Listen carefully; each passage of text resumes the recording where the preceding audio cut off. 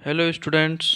मैं कृष्णपाल सिंह, सहायक आचार्य भूगोल, आज लेके आया हूँ आपके लिए एक नया वीडियो। और आज हम अपने इस वीडियो में बात करेंगे सागरीय अपरदनात्मक स्थल रूपों की।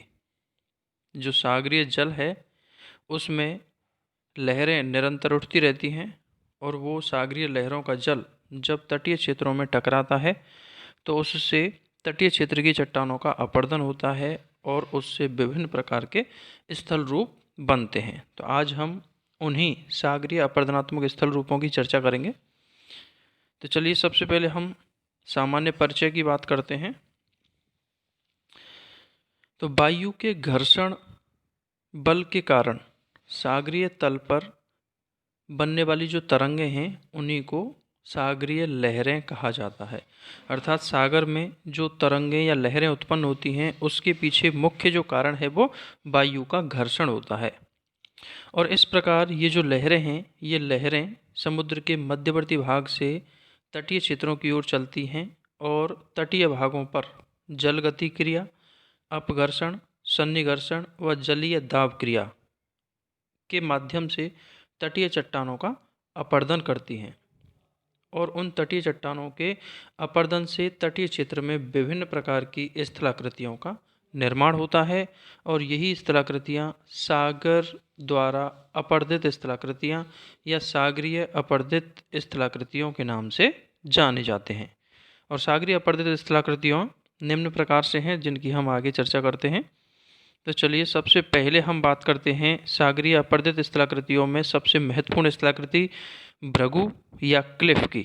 तो जो सागरीय भृगु या क्लिफ है, जैसा कि आप नीचे चित्र देख रहे हैं, और उस चित्र में आप देख सकते हैं कि जो सागरीय जल की तरंगें हैं वो तटीय क्षेत्र की चट्टानों पर लगातार अपने प्रहार से अपर्दन कार्य करती हैं, और अपर्दन द्वारा वो खांच का निर्माण करती हैं। और इस प्रकार उसके ठीक ऊपर जो तटीय भाग है वो एकदम खड़े हुए रूप में दिखाई देता है। तो इस प्रकार सागरीय लहरों द्वारा तटीय चट्टानों के आधार पर निरंतर प्रहार से अपरदन के कारण निर्मित एक लंबवत जो किनारा होता है वो भृगु या क्लिफ के नाम से जाना जाता है। तो इस प्रकार से भृगु या क्लिफ सागर का एकदम खड़ा या लगभग लंबवत प्रकार का किनारा होता है, जिसका निर्माण सागरीय लहरों के अपरदन से होता है।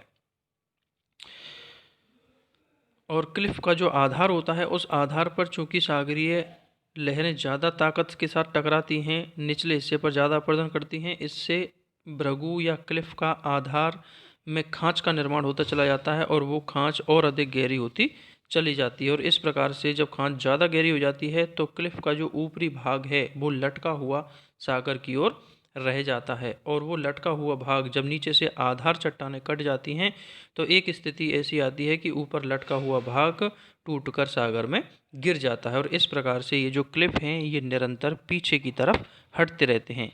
यहाँ जो है इस डायग्राम में भी तीर के निशान के द्वारा लिखा हुआ है क्लिफ रिट्रीट। तो इस प्रकार से यहाँ क्लिफ डॉट डॉट जो लाइन है वो क्लिफ की पूर्व स्थिति बताई गई है। तो सबसे पूर्वस्थ स्थिति में क्लिफ जो पहली डॉट लाइन है वहाँ पे है, उसके बाद में फिर वो टूट के गिरने के बाद क्लिफ पीछे सर के फिर सेकंड स्थिति में आ गया, और वर्तमान में ये थर्ड स्थिति यहाँ दिखाई हुई है। तो इस प्रकार से क्लिफ का पीछे हटना भी इस डायग्राम में दिखाया गया है। तो इस प्रकार के लंबवत जो तटीय क्षेत्र होते हैं उनको क्लिफ या भृगु के नाम से जाना जाता है। अब बात करते हैं दूसरे अपरदनात्मक स्थल रूप की, और दूसरा सागरीय अपरदनात्मक स्थल रूप है लघु निवेशिका। लघु निवेशिका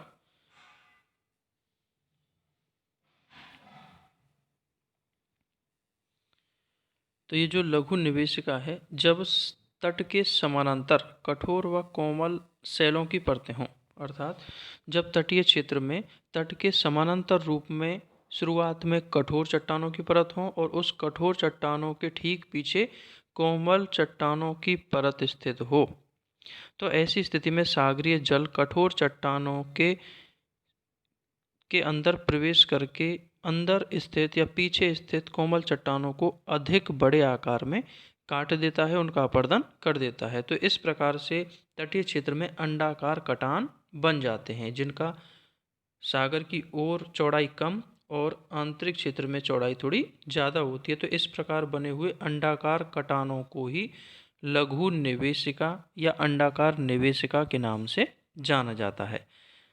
और ये सागर तटीय क्षेत्र में चट्टानों के कोमल और कठोर दो अलग अलग स्थितियों में होने की वजह से होती है। यहाँ नीचे आप डायग्राम देख रहे हैं और डायग्राम में सागर के तटीय क्षेत्र की विभिन्न स्थलाकृतियों को, अपरदन से बनने वाली विभिन्न स्थलाकृतियों को यहाँ दिखाया हुआ है। यहाँ आप देख सकते हैं सागरीय कंदरा, सी केव लिखा हुआ है तो सागरीय कंदरा दिखाई गई है। इसके बगल में ही आर्क लिखा हुआ है जो कि सागरीय मेहराब है, तो ये सागरीय मेहराब दिखाया हुआ है। ब्लो होल दिखाया हुआ है अर्थात बातगर्त यहाँ पर दिखाया हुआ है। इसके बाद में स्टैक या भू स्तंभ के नाम से जो है तो वो दिखाया हुआ है, सागरीय स्टैक।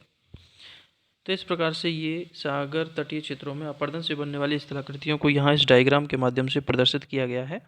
अब हम बात करते हैं अगले अपरदनात्मक स्थल रूप की, और अगला अपरदनात्मक स्थल रूप सागरीय कंदरा। जैसा कि इससे पहले आपने डायग्राम देखा, तो सागरीय कंदरा का निर्माण उस स्थिति में होता है जब तटवर्ती भागों में लहरों के अपरदन द्वारा चट्टानों का जो आधार है उस आधार पर खांचों का निर्माण हो जाता है और वो खांच निरंतर गहरी होती चली जाती है, लगातार विस्तृत होती चली जाती है। तो इस प्रकार से तटीय क्षेत्र में एक कंदरा या गुफा जैसी आकृति का निर्माण होता है और इस आकृति को ही सागरीय कंदरा के नाम से जाना जाता है।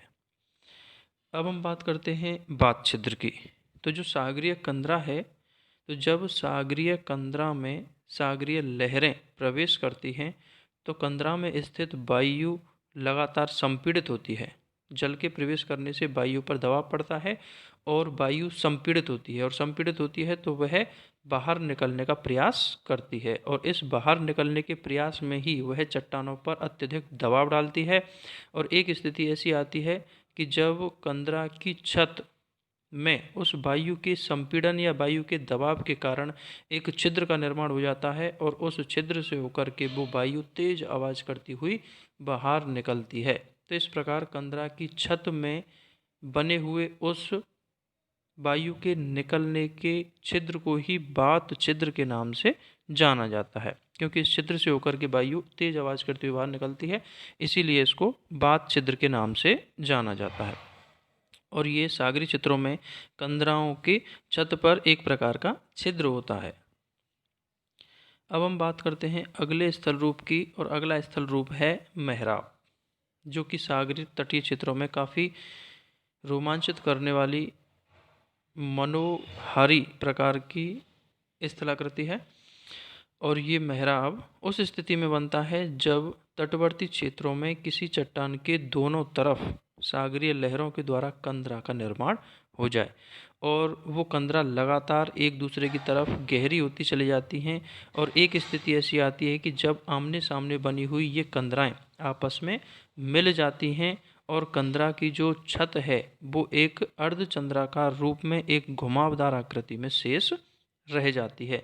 तो इस प्रकार कंदराओं के आमने सामने की जो कंदराएं हैं उनके आपस में मिलने से वो छिद्र आर पार हो जाता है और उसकी जो छत है वो घुमावदार या अर्धचंद्राकार आकृति में बची रह जाती है। तो इस प्रकार की घुमावदार आकृति को ही मेहराब के नाम से जाना जाता है। अब हम बात करते हैं अगले स्थल रूप की, और अगला स्थल रूप है गुहा स्तंभ, अर्थात कंदरा का जो स्तंभ है। और ये गुहा स्तंभ का निर्माण उस स्थिति में होता है जब सागरीय लहरों के अपरदन के द्वारा कंदरा की छत लगातार अपरदित होकर के पतली होती चली जाती है। और एक स्थिति ऐसी आती है कि जो मेहराब का ऊपरी हिस्सा अर्थात कंदरा की जो छत है वो टूट करके गिर जाती है, और टूट करके गिरने से उस कंदरा का जो सागरीय क्षेत्र की ओर वाला भाग है वह एक स्तंभ के रूप में खड़ा रह जाता है। तो इस प्रकार कंदरा के इस स्तंभ के रूप में खड़े हुए भाग को ही गुहा स्तंभ के नाम से जाना जाता है। तो ये गुहा स्तंभ है। और अगली बात करते हैं हम तरंग घर्षित वेदिका की। तरंग घर्षित वेदिका जैसा कि नाम से स्पष्ट है, ये एक प्रकार का चबूतरा होता है, एक प्रकार का काफ़ी चौरस समतल सा क्षेत्र होता है, जिसका निर्माण सागरीय तरंगों के अपरदन प्रक्रिया से होता है।